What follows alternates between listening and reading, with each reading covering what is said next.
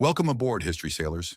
Today we dive into the seas of the past to uncover the legend of the man who defied empires and kings, the one whose name struck terror into the hearts of sailors. We're talking about one of the most feared and respected pirates of all time, the dreaded Barbarossa. The man behind the nickname Barbarossa was born as Corsair race on the island of Lesbos in the Ottoman Empire around 1478.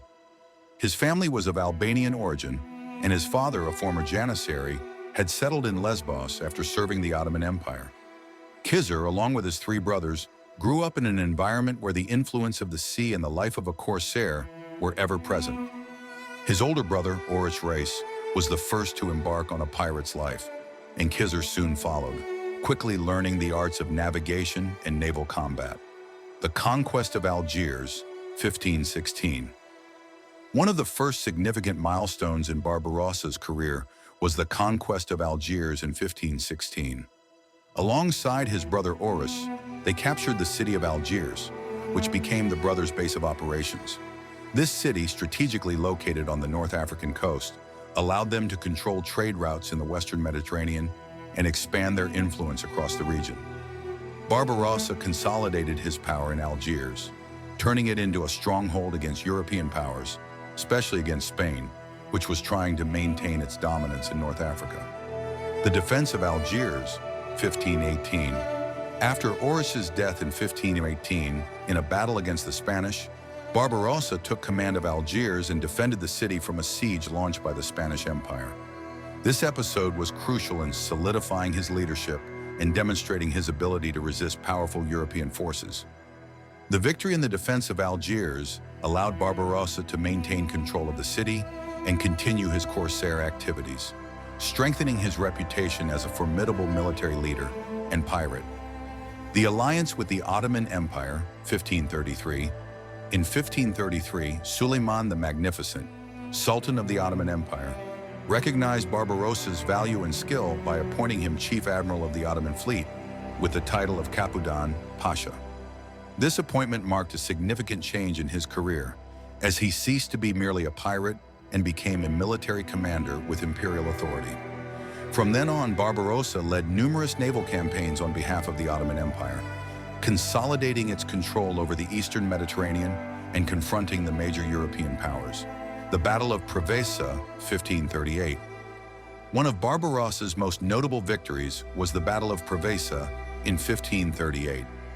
Leading the Ottoman fleet, Barbarossa faced a Christian coalition led by Andrea Doria, the Genoese admiral in the service of Emperor Charles V.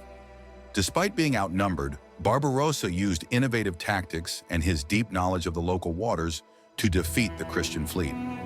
This victory ensured Ottoman supremacy in the Mediterranean for several decades and solidified Barbarossa's reputation as one of the greatest naval commanders in history.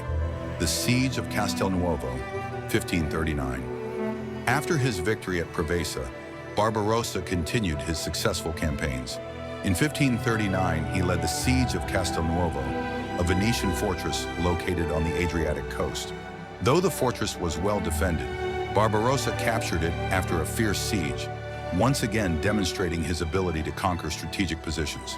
This victory not only expanded Ottoman control in the Mediterranean, but also weakened the European powers, who were unable to recapture Castelnuovo. The sack of the Balearic Islands, 1541.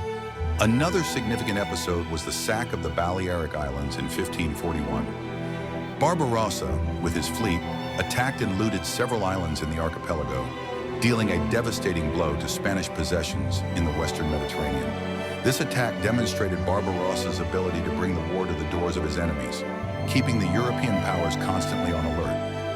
Barbarossa's legacy. Barbarossa died in 1546 in Istanbul at the age of 68.